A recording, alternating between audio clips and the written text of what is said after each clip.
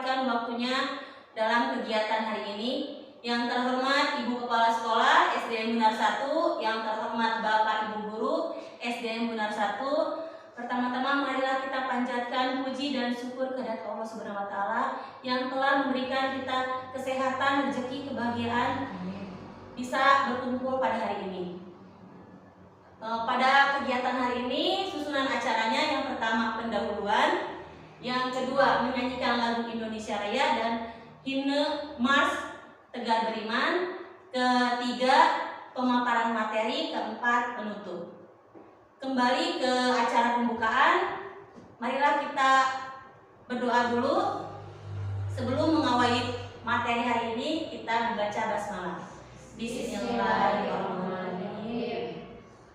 Pertama dimohon Bapak Ibu Guru untuk berdiri, kita menyanyikan lagu Indonesia Raya.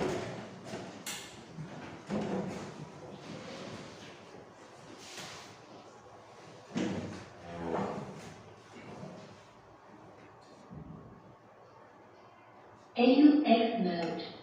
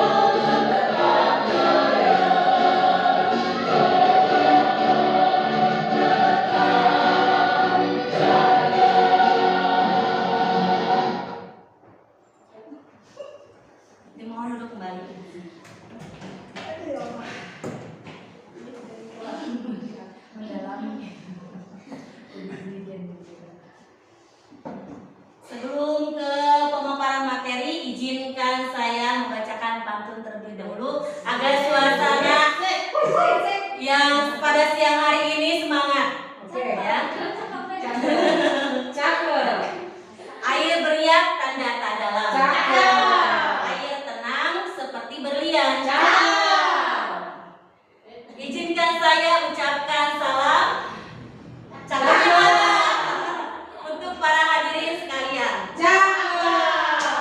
Assalamualaikum warahmatullahi wabarakatuh.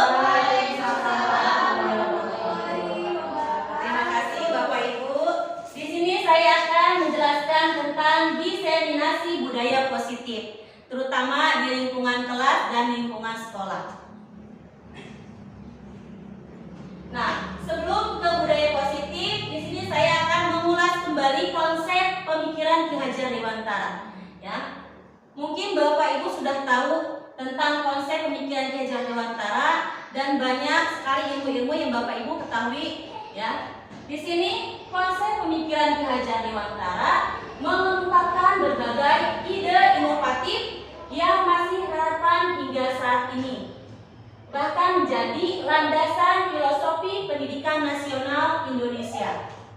Filosofi pendidikan Ki Hajar Dewantara menjelaskan tujuan pendidikan adalah menuntun segala kodrat yang ada pada anak-anak agar mereka dapat mencapai keselamatan dan kebahagiaan yang setinggi-tingginya, baik sebagai manusia maupun sebagai anggota masyarakat. Nah, Ki Hajar Dewantara memandang pendidikan bukan sekedar transfer ilmu pengetahuan, tetapi sebagai upaya untuk memerdekakan manusia. Menurutnya, manusia merdeka adalah manusia yang merdeka lahir dan batinnya serta mampu berpikir kritis. Nah, itu adalah konsep pemikiran Ki Hajar Dewantara.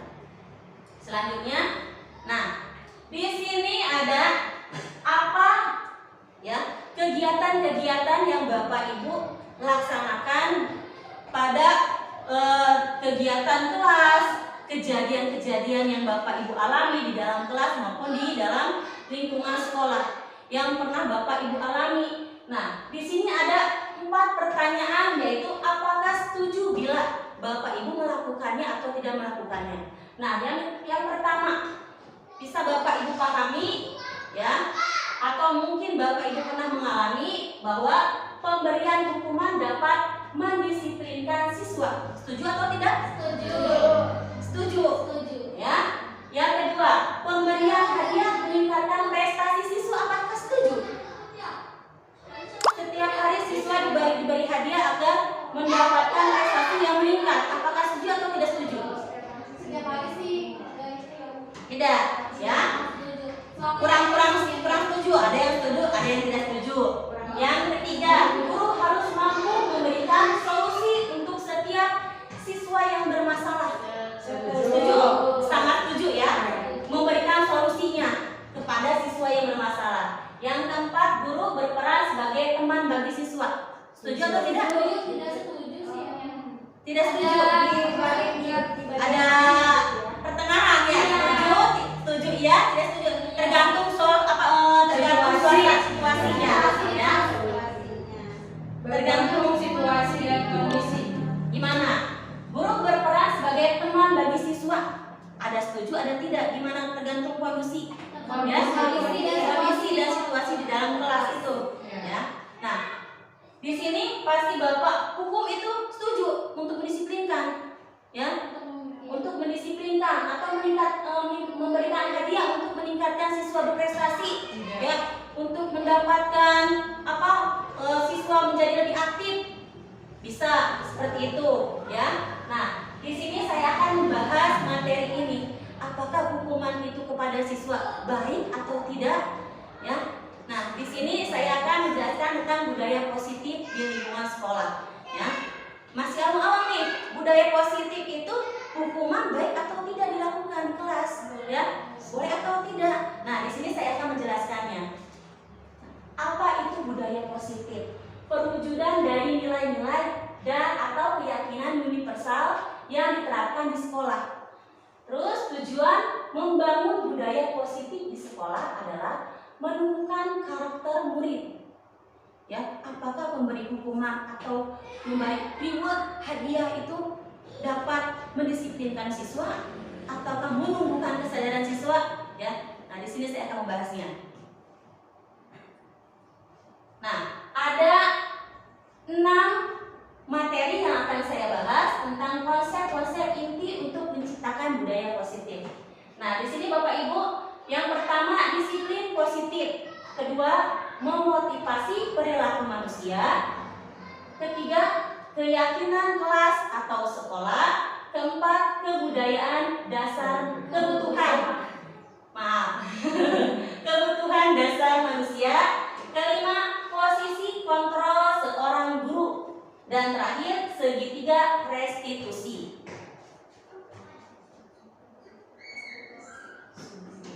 Paradigma teori kontrol oleh Dr. William Glasser. Pertama, ilusi guru mengontrol murid. Ya, tadi Bapak Ibu sudah menggenggam tangan bahwa di dalamnya itu ada barang-barang atau sesuatu yang sangat berharga, bahwa ilusi mengontrol murid, ya, mengontrol sesuatu dalam benak Bapak Ibu dalam pikiran genggaman tersebut. Yang kedua, ilusi bahwa semua penguatan positif, efektif, dan bermanfaat. Menurut Bapak itu kegiatan tersebut bermanfaat, efektif, yang sangat harus dilakukan atau yang harus dikerjakan. Yang ketiga, ilusi bahwa kritik dan membuat orang merasa bersalah dapat menguatkan karakter. Tadi ada orang-orang atau sesuatu teman Bapak Ibu mengkritik, ya, sesuatu, mungkin ilusi tersebut merasa bersalah dan dapat menguatkan karakter, yang membuat karakter peserta didik atau membuat karakter dari orang tersebut menjadi kuat, ya, itu baru ilusi. Selanjutnya, ilusi bahwa orang dewasa memiliki hak untuk memaksa. Ya, tadi Bapak Ibu sudah mengundang, tapi ada paksaan dari orang-orang di sekitar Bapak Ibu untuk memaksa membuka. Ya, bahwa ilusi bahwa orang dewasa memiliki hak. Oh, saya orang dewasa memiliki hak untuk merubah perilaku atau merubah sesuatu hal menurut mereka itu benar. Ternyata belum tentu, ya, belum tentu peserta didik. Kalau dibuat paksaan, mungkin peserta didik ada yang mau, ada yang tidak. Ya, tergantung posisi peserta didik, tergantung, ya, jangka pendek atau jangka panjang mau berubahnya, atau jangka pendek hanya pas hari tersebut mau berubah, tapi ada besok gak mau ya, karena ada paksaan. Atau misalkan peserta didik, salah satu peserta didik ada yang mau, oh saya mau berubah, ya, karena peserta didik dengan peserta didik yang lain berbeda-beda sifat, berbeda-beda karakter. Kita belum tentu mengetahui apa yang diinginkan peserta didik. Itu adalah ilusi pergeseran paradigma teori kontrol. Selanjutnya, nah, di sini Bapak Ibu, bagaimana seseorang bisa berubah dari paradigma stimulus respon pada paradigma teori kontrol. Nah, boleh disimak Bapak Ibu, ya. Di sini ada tabel tentang stimulus, respon, dan teori kontrol. Nah, yang pertama, realitas atau kebutuhan kita sama, tetapi menurut teori kontrol itu berbeda, ya. Realitas kebutuhan kita berbeda, ya, tidak mungkin sama. Di satu kelas siswa ada 40 atau 50 siswa, kita tidak mungkin, ya, mendidik peserta didik dengan satu karakter atau dengan satu, ya, sifat. Oh, ini harus seperti ini, tapi setiap peserta didik itu berbeda-beda sifat, ya, berbeda-beda juga, ya, cara mengajarkannya, cara memberitahunya juga berbeda. Yang kedua, semua orang melihat hal yang sama, tapi menurut teori kontrolnya setiap orang memiliki gambaran yang berbeda, ya. Ibu guru contohnya menulis angka di sini 1 goresan lurus, ya. Menurut murid yang satu disebut ini angka 1, tapi menurut murid yang lain, ya, berbeda penglihatannya, yaitu disebut huruf I, ya. Nah, itu sudah membedakan, ya. Semua orang melihatnya yang sama, tapi ternyata menurut teori kontrolnya setiap orang memiliki gambaran yang berbeda. Nah, selanjutnya kita mencoba mengubah orang agar berpandangan sama dengan kita, ya. Pokoknya harus pandangannya harus sama nih peserta didik dengan pendidik, ya. Pendidik mengajarkannya seperti ini, pokoknya peserta didik harus ikut seperti ini. Ternyata tidak seperti itu, ya. Kita berusaha memahami pandangan orang lain tentang dunia, ya. Mungkin matematika 1 tambah 1 sama dengan 1, mungkin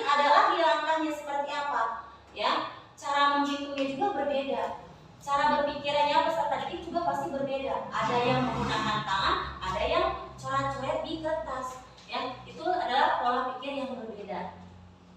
Yang keempat, perilaku buruk dilihat sebagai suatu kesalahan. Ya, ada Anton yang melakukan kesalahan. Oh, berarti itu ya Anton itu selalu membuat kesalahan, berarti berperilaku buruk aja nih. Ya, ternyata semua menurut teori kontrolnya, ya semua perilaku memiliki tujuan. Misalkan ada Anton, ada anak yang datang terlambat. Ya, oh ini anak datang terlambat aja. Ya, kita sudah memikirkannya ini tidak baik. Ya, udah dikasih hukuman. Ya, agar tidak melakukannya lagi. Tapi ternyata, ya kalau kita menanyakannya kenapa Anton datangnya peserta didik tersebut datang terlambat, karena ada sesuatu hal ibu, ya membantu orang tuanya. Ya, nah itu ada tujuan. Ya, tujuan suatu perilaku memiliki tujuan. Ya, membantu orang tuanya untuk apa? Untuk kerja. Membantu orang tua itu tujuannya berarti ya tentang kebutuhan hidup keluarganya. Nah, kita tidak bisa memaksanya, tapi kita harus memberikan solusinya sebagai pendidik, sebagai guru. Nah, selanjutnya orang lain bisa mengontrol saya. Kontrolnya model pemikiran menang. Ya, jadi tidak ada kata kalah, tidak ada kata tidak berhasil, tapi adanya model pemikiran menang. Karena peserta didik ya berbeda pola pemikiran, berbeda cara penyelesaiannya. Ya, jadi kita lihat tingkah laku peserta didik apa itu berhasil atau tidaknya. Lihat, oh cara pengerjaannya itu pasti berbeda-beda. Ada yang berbeda, ada yang pengerjaannya langsung ke depan mempresentasikannya, ada yang mengerjakannya lewat tulisan. Itu kan ya berbeda hasil pengerjaannya. Selanjutnya, nah materi selanjutnya itu disiplin positif. Nah, yang dari pertanyaan pertama kan ada pertanyaan, nah itu ada hukuman, dikasih hadiah atau dikasih reward segala macam, ya. Nah, di sini ada disiplin positif. Nah, apa itu disiplin positif? Disiplin positif merupakan salah satu cara penerapan disiplin yang bertujuan untuk menumbuhkan kesadaran serta memberdayakan anak untuk melakukan sesuatu tanpa sogokan, ya, ancaman maupun hukuman. Nah, barusan ya kalau dikasih hukuman, upacara terlambat, ya, upacara terlambat dikasih hukuman, barisannya juga dipisahkan, ya. Terus ancaman, kamu nggak boleh seperti ini, kamu menulisnya harus rapi, nggak boleh keluar garis, atau kamu misalkan mengerjakan PR-nya seperti ini. Ya, itu ancaman, ya, membuat psikis atau kesadaran dari hati siswa itu jadi mau berubah, tapi dengan cara apa? Dengan cara paksaan, ya. Nah, seperti maupun hukuman, ya, sogokan, dikasih hadiah, dikasih reward, ya itu cuma jangka panjang atau jangka pendek, ya, tergantung kebutuhan peserta didik. Nah, di sini adalah kita akan belajar tentang disiplin positif. Ternyata disiplin positif itu tidak boleh memberi sogokan, tidak boleh memberi ancaman maupun hukuman di dalam kelas, ya. Memberi ancaman, hukuman, ya, sogokan itu tidak boleh di dalam kelas maupun di lingkungan sekolah, lingkungan masyarakat. Nah, di sini ada nilai kebajikan universal, ya. Nilai-nilai kebajikan universal itu meliputi pada profil pelajar Pancasila. Nah, pasti Bapak Ibu pernah ya menyanyikan atau mempraktekkan kegiatan-kegiatan tentang profil pelajar Pancasila, ya, pada peserta didik. Nah, di sini ada 6 profil pelajar Pancasila. Nah, Bapak Ibu pada tahu nyanyi profil pelajar Pancasila? Ke depan lagi, maka untuk menyanyikan profil pelajar Pancasila. Yang belum tahu kita sama-sama menyanyikannya. Yang sudah tahu kita lebih semangat lagi ya untuk menyanyikan profil pelajar Pancasila. Ya, coba ya, sekali lagi, siap. Siap, 1, 2, 3, gimana Bima? Belajar Pancasila.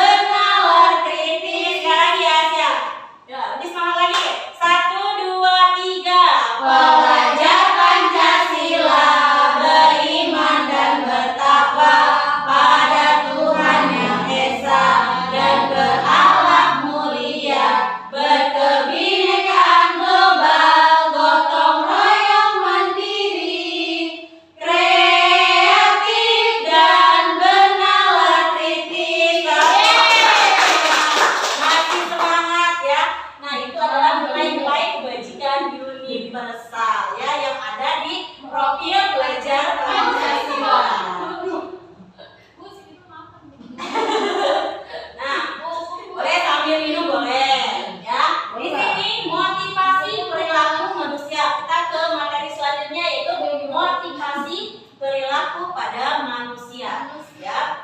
Nah, pada peserta didik bahwa menghindari ketidaknyamanan atau hukuman, ya. Pasti semua peserta didik menghindari adanya hukuman, ya. Tidak mau dihukum, ibu saya tidak mau dihukum, ya. Makanya adanya peraturan atau adanya keyakinan di dalam kelas, ya. Kedua, mendapatkan imbalan atau penghargaan, ya, bahwa manusia punya motivasi di dalam kelas. Kalau mengerjakan sesuatu pasti ada imbalan atau, ya, apa, imbalan atau penghargaan. Yang ketiga nih, yang paling penting yaitu menghargai diri dan menjadikan orang yang mereka inginkan, ya, menghargai dirinya dan menjadikan orang yang mereka inginkan, yaitu motivasi perilaku pada manusia. Nah, di sini hukuman dan konsekuensi restitusi. Coba mohon Bapak Ibu boleh disimak materinya tentang hukuman, konsekuensi dan restitusi, dibaca, dipahami apa itu hukuman, konsekuensi dan restitusi. Boleh kelihatan? Nah, apa itu hukuman? Hukuman. Nah,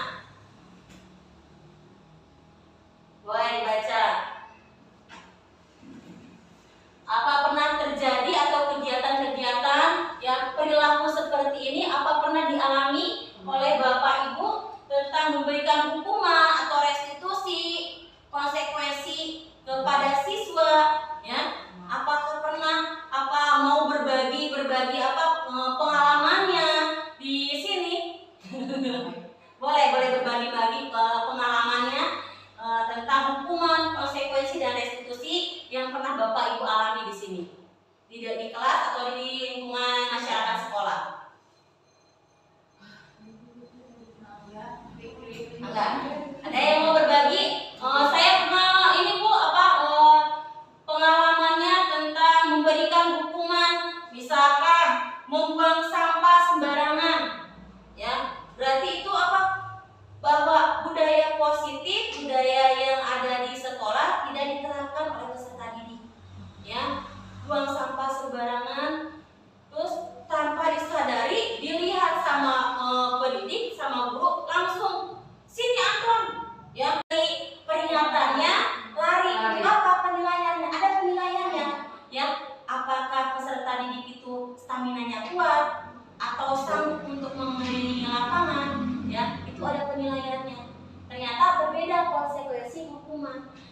Kita harus tahu kondisi siswa tersebut, ya, bisa melakukannya atau tidak, ya. Contohnya seperti ini yang terakhir, lari keliling lapangan karena terlambat 10 menit. Ternyata itu pas pelajaran PJOK.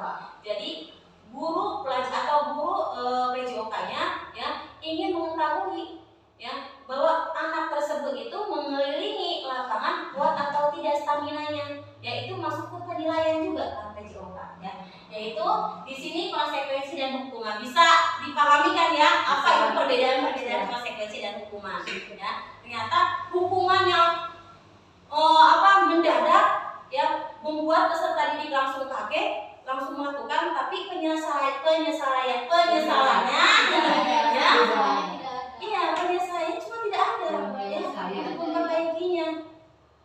Seperti itu. Nah, selanjutnya di sini dihukum oleh penghargaan, kasih motivasi, kasih reward di dalam kelas, ya, dikasih hadiah di dalam kelas, ya. Mungkin sering-sering sih pasti ada, ya, nggak setiap hari tapi pasti ada dikasih hadiah, ada pastinya, ya. Tapi ternyata peserta didik itu mengharapkan sesuatu jadinya, ya. Jadi mengharapkan sesuatu bukan pada dirinya sendiri. Saya mau ke depan dapat hadiah.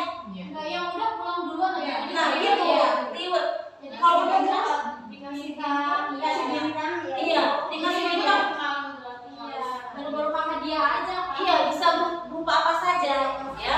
Nah, itu ternyata memberikan hukuman kepada pendidik atau peserta didik, ya. Jadi peserta didiknya juga, saya pengen duluan karena dapat hadiah, ya. Bukan dari kesadaran diri sendiri, ya. Ingin berperilaku baik atau tidaknya, jadi ada sesuatu hal yang diinginkan, dan jangka panjang ya. Tergantung peserta didik tersebut ya, karena kita tidak bisa menilai ya tingkah laku sifat peserta didik itu tidak akan bisa dinilai oleh kita ya. Yang bisa menilai, yang bisa mau berubah itu dirinya sendiri ya. Apa mau berkelanjutan hal yang baik atau mau tidak ya, tergantung peserta didiknya.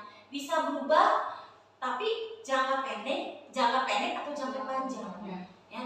Yang kedua, penghargaan tidak efektif ya, menimbulkan kericuan ya. Ada satu anak, oh ini udah beres, yang satu ini udah beres, jadi ricu ya, tidak efektif. Jadi semuanya bisa bersaing, ayo terus ya.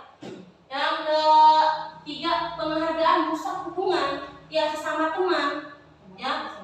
Ada persaingan ya, iya benar ya.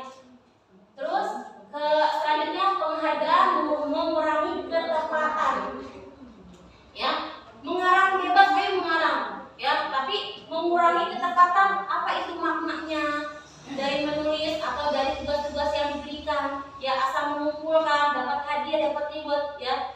Selanjutnya, penghargaan merusak kualitas peserta didik.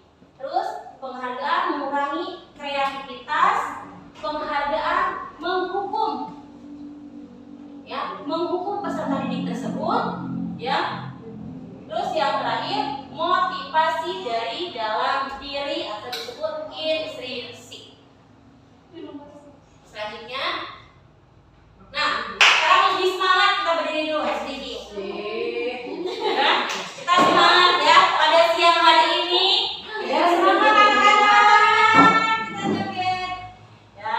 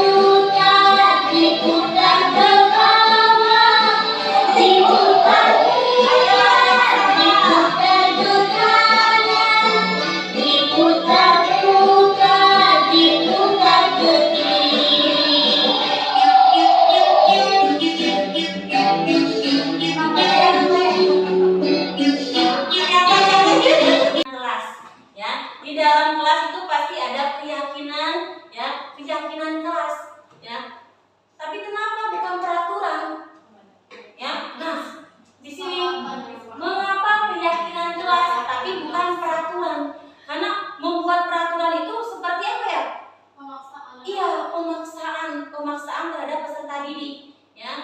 Nah, mengapa keyakinan kelas bukan peraturan kelas? Nah, perhatikan di sini. Nah, pasti Bapak Ibu pernah mengalami atau pernah kejadian-kejadian seperti ini. Ya. Pertama, mengapa kita memiliki peraturan tentang penggunaan helm pada saat mengendarai motor? Kenapa? Menggunakan helm Bisa melindungi kepala. ya bisa melindungi kepala. Bila terjadi hal-hal yang tidak diinginkan. Terus apa? Menjaga keselamatan. Ya, menjaga keselamatan kalau kita mengendarai motor. Terus ada peraturannya yang harus diwajibkan wajib bagi pengendara motor menggunakan helm. Nah, kita padahal tidak tahu, tapi ada peraturannya dari sana. Terus yang kedua, mengapa kita memiliki peraturan cuci tangan setiap saat atau sebelum makan? Ya, untuk apa? Untuk membersihkan tangan dari kotoran. Ya, kalau kita mengambil makanan harus bersih. Ya, itu adalah peraturan yang harus dilakukan.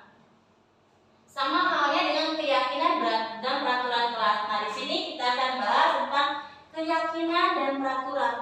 Nah, keyakinan kelas dibuat berdasarkan kesepakatan antar guru dan siswa. Nah, ini adalah keyakinan kelas, bukan peraturan. Kalau peraturan biasanya dibuat oleh guru, ya, satu arah, hanya guru, tanpa ada kesepakatan dari peserta didik, ya.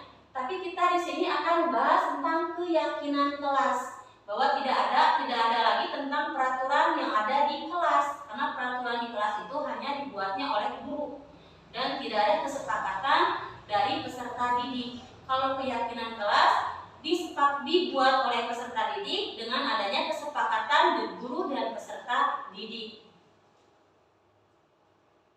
Nah, di sini kita akan membuat prosedur pembuatan keyakinan sekolah atau kelas. Nah, di sini ada langkah-langkah untuk membuat keyakinan kelas. Ya, dari materi yang tadi, bahwa adanya peraturan, adanya hukuman, adanya konsekuensi, adanya restitusi, ya, terjadi karena kita membuat keyakinan sekolah atau keyakinan kelas. Ya, pertama di sini mempersiapkan warga sekolah atau siswa mencurahkan ide tentang peraturan yang akan disepakati. Pertama, peserta didik yang membuat sebuah kelompok untuk menyepakati, untuk membuat ide-ide, ya, nanti mencatat semua masukannya. Ya, apa misalkan jangan membuang sampah, jangan mencoret-coret, kan tuh ide-ide dari peserta tadi kan pasti berbeda-beda, macam-macam. Ya, coret-coret tembok ada gitu, atau jangan coret-coret meja, buang sampah sembarangan. Ya, berbeda-beda dari 30 peserta didik pasti berbeda-beda pemikirannya. Nah, di sini kita yang merubahnya menjadi kalimat yang positif dari negatif. Tadi coret-coret meja itu kan belum jadi kalimat yang baik. Ya, ibu buang sampah sembarangan. Ya, itu kan belum menjadi kalimat yang positif. Nah, kita ubah dari ide-ide peserta didik diubah menjadi kalimat yang positif. Nah, tinjau kembali curahan pendapat yang terkumpul dari berbagai macam jawaban, ide-ide dikumpulkan menjadi sebuah keyakinan kelas. Nah, tinjau ulang keyakinan kelas yang sudah tersusun. Ya, kalau keyakinan kelas itu tidak boleh banyak, kita cari intinya saja agar peserta didik bisa mudah memahaminya. Contohnya kan tadi membuang sampah sembarangan atau coret-coret, itu kan tentang kebersihan. Ya, kebersihan yang ada di lingkungan kelas. Tinggal kita gini, kalimat positifnya, jagalah lingkungan kelas. Itu udah mencakup semuanya. Ya, dari membuang sampah, mencoret-coret, ya, atau merusak, itu kan menjaga kebersihan kelas.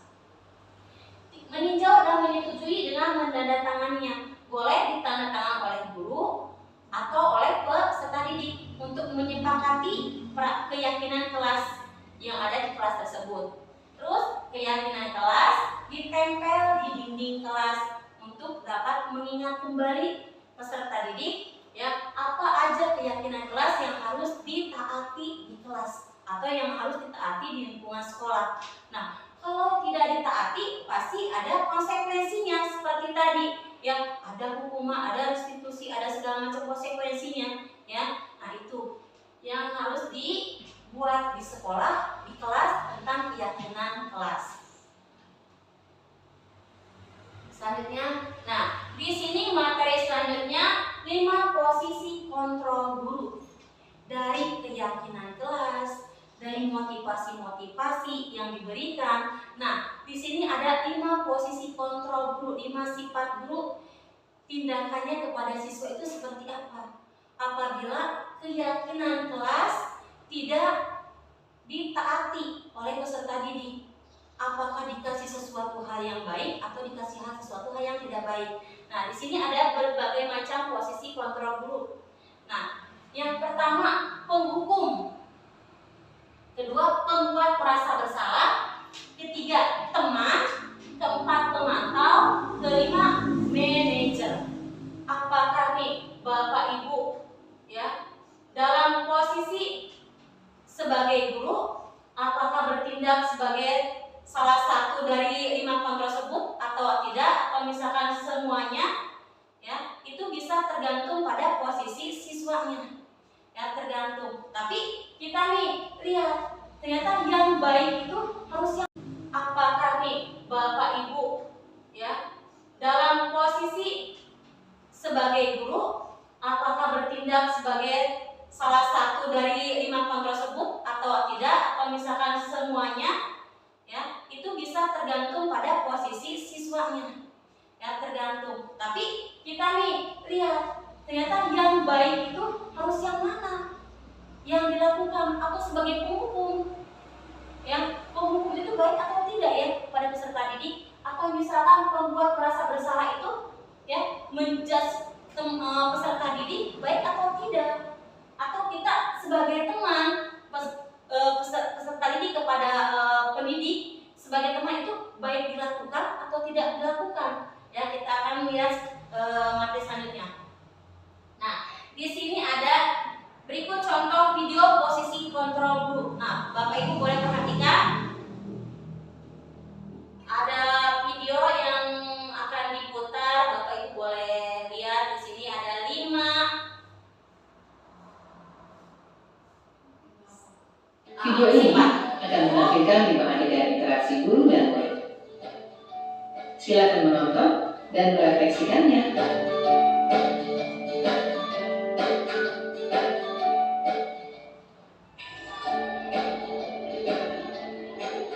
Pagi anak-anak, silakan PR yang kemarin ibu berikan diletakkan di meja. Angel, kamu sudah mengerjakan belum? Belum mengerjakan saya, Bu.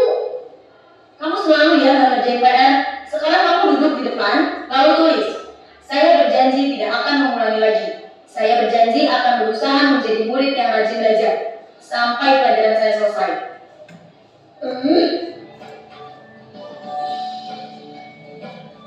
Pagi anak-anak, hari ini ada tugas ya.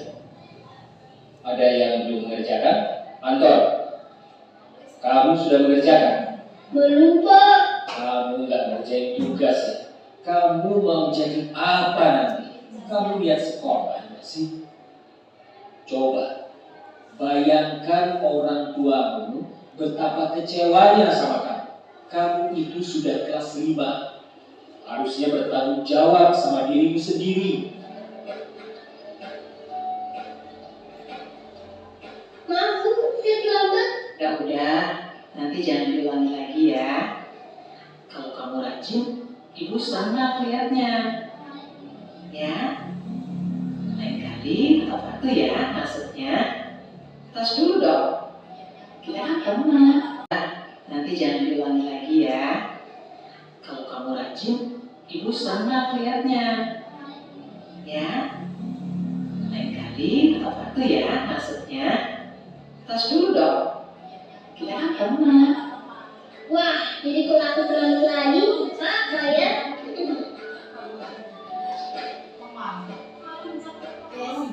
Kamu kok nggak pakai baju olahraga? Bapak catat kamu sudah 3 kali loh nggak ikut olahraga bulan ini. Iya Pak, udah 3 kali berarti saya dapat sanksi Pak.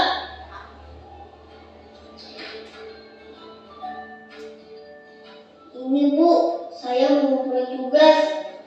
Maaf ya Bu, saya terlambat mengumpulkan tugas. Kenapa kamu terlambat mengumpulkan tugas? Iya Bu, saya kalau sore bantuin Ibu jaga warung, gak sempat ngerjain tugas. Kira-kira nih, apa yang bisa kamu perbaiki supaya kamu bisa mengerjakan tugas tepat waktu? Coba, kapan biasanya kamu membantu ibu jualan? Ya bener sampai jam 8 malam Bu. Bagaimana kalau kamu membuat jadwal? Kapan kamu akan mengerjakan tugas? Oh gitu ya Bu, saya coba deh Bu, terima kasih Bu. Nah, dari video yang sudah diputar, nah di situ ada 5 posisi kontrol. Pertama tadi menghukum, ya guru menghukum peserta didik, ya. Terus yang kedua membuat merasa bersalah, ya. Ayo dikasih dijaz, ini seperti ini, nanti kamu seperti ini. Jadi yang melakukannya itu jadi merasa bersalah, ya. Yang ketiga videonya itu teman, guru seolah-olah menjadi teman mereka siswa, ya, menjadi teman. Ayo ditos segala macam, ya. Jadi peserta didik itu kayak tidak menghormati atau tidak merasa bersalah, ya, karena keterlambatannya. Yang keempat yaitu apa? Menjadi pemantau, ya. Kemarin Anton terlambat, sekarang Anton terlambat lagi, seperti itu, ya. Tidak memberikan motivasi, memberikan arahan, ya. Terus yang kelima yaitu manajer, ya, memberikan arahan, memberikan motivasi agar peserta didik itu menjadi lebih baik lagi. Nah, di sini ada dampaknya, ya. Pertama, penghukum tadi barusan, ya, menghardik, menunjuk-nunjuk dan membentak atau menghukum fisik atau verbal peserta didik. Dampaknya siswa menjadi pendendam, ya. Dalam arti pasti siswa menjadi pendendam. Terus yang kedua, tidak menyukai guru dan mata pelajaran tertentu. Yang kedua, membuat merasa bersalah. Suara lembut yang barusan tadi lembut tapi menyakitkan kepada siswa, ya. Suara lembut namun menyalahkan siswa. Guru menyatakan kesalahan pada siswa sepenuhnya, ya, tanpa ditanyakan kenapa melakukan tersebut, tapi hanya menyalahkan. Terus dampaknya yaitu membuat siswa merasa bahwa tidak ada lagi tentang peraturan yang ada di kelas, karena peraturan di kelas itu hanya dibuatnya oleh guru dan tidak ada kesepakatan dari peserta didik. Kalau keyakinan kelas dibuat oleh peserta didik dengan adanya kesepakatan guru dan peserta didik. Nah, di sini kita akan membuat prosedur pembuatan keyakinan sekolah atau kelas. Nah, di sini ada langkah-langkah untuk membuat keyakinan kelas, ya. Dari materi yang tadi, bahwa adanya peraturan, adanya hukuman, adanya konsekuensi, adanya restitusi, ya, terjadi karena kita membuat keyakinan sekolah atau keyakinan kelas, ya. Pertama di sini mempersiapkan warga sekolah atau siswa mencurahkan ide tentang peraturan yang akan disepakati. Pertama, peserta didik yang membuat sebuah kelompok untuk menyepakati, untuk membuat ide-ide, ya. Nanti mencatat semua masukannya, ya. Apa misalkan jangan membuang sampah, jangan mencoret-coret, tuh ide-ide dari peserta tadi kan pasti berbeda-beda, macam-macam, ya. Coret-coret tembok ada gitu, atau jangan coret-coret meja, buang sampah sembarangan, ya. Berbeda-beda dari 30 peserta didik, pasti berbeda-beda pemikirannya. Nah,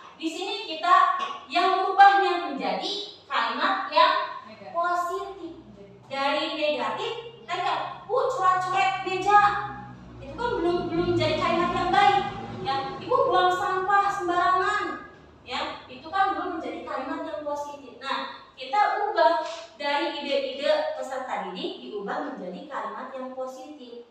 Nah, tinjau kembali curahan pendapat yang terkumpul dari berbagai macam jawaban, ide-ide dikumpulkan menjadi sebuah keyakinan kelas. Nah, tinjau ulang keyakinan kelas yang sudah tersusun. Ya, kalau keyakinan kelas itu tidak boleh banyak, kita cari intinya saja agar peserta didik bisa mudah memahaminya. Contohnya Kak tadi, membuang sampah sembarangan atau coret-coret itu kan tentang kebersihan. Ya, kebersihan yang ada di lingkungan kelas. Tinggal kita gini, kalimat positifnya, jagalah lingkungan kelas. Itu udah mencakup semuanya. Ya, dari membuang sampah, mencoret-coret, ya, atau merusak, itu kan menjaga kebersihan kelas. Meninjau dan menyetujui dengan menandatanganinya, boleh ditandatangan oleh guru atau oleh peserta didik untuk menyepakati keyakinan kelas yang ada di kelas tersebut. Terus keyakinan kelas ditempel di dinding kelas untuk dapat mengingat kembali peserta didik ya apa aja keyakinan kelas yang harus ditaati di kelas atau yang harus ditaati di lingkungan sekolah. Nah, kalau tidak ditaati pasti ada konsekuensinya seperti tadi yang ada hukuman, ada restitusi, ada segala macam konsekuensinya ya. Nah, itu yang harus dibuat di sekolah, di kelas tentang keyakinan kelas. Selanjutnya, nah di sini materi selanjutnya 5 posisi kontrol guru dari keyakinan kelas, dari motivasi-motivasi yang diberikan. Nah, di sini ada 5 posisi kontrol guru, 5 sifat guru. Tindakannya kepada siswa itu seperti apa? Apabila keyakinan kelas tidak ditaati oleh peserta didik, apakah dikasih sesuatu hal yang baik atau dikasih sesuatu hal yang tidak baik. Nah, di sini ada berbagai macam posisi kontrol guru. Nah, yang pertama penghukum, kedua pembuat merasa bersalah, ketiga teman, keempat pemantau, kelima manajer. Apakah nih Bapak Ibu ya dalam posisi sebagai guru, apakah bertindak sebagai salah satu dari 5 kontrol tersebut atau tidak, atau misalkan semuanya ya, itu bisa tergantung pada posisi siswanya ya, tergantung. Tapi kita nih lihat ternyata yang baik itu harus yang mana yang dilakukan. Aku sebagai penghukum ya, penghukum itu baik atau tidak ya pada peserta didik, atau misalkan pembuat merasa bersalah itu ya menjudge peserta didik baik atau tidak, atau kita sebagai teman peserta didik kepada pendidik sebagai teman itu baik dilakukan atau tidak dilakukan ya. Kita akan melihat materi selanjutnya. Nah, di sini ada berikut contoh video posisi kontrol guru. Nah, Bapak Ibu boleh perhatikan ada video yang akan diputar. Bapak Ibu boleh lihat di sini ada 5 Video ini akan menampilkan 5 adegan interaksi guru dan murid. Silakan menonton dan merefleksikannya.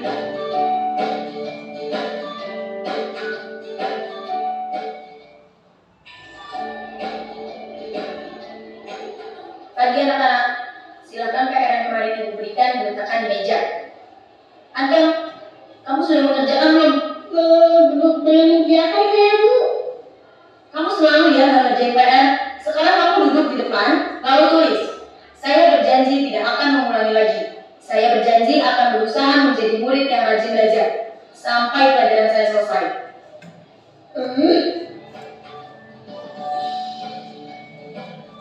Pagi anak-anak, hari ini ada tugas ya. Ada yang belum mengerjakan? Anton, kamu sudah mengerjakan? Belum, Pak. Kamu nggak ngerjain tugas ya? Kamu mau jadi apa nanti? Kamu lihat sekolah nggak sih? Coba bayangkan orang tuamu betapa kecewanya sama kamu. Kamu itu sudah kelas 5, harusnya bertanggung jawab sama dirimu sendiri.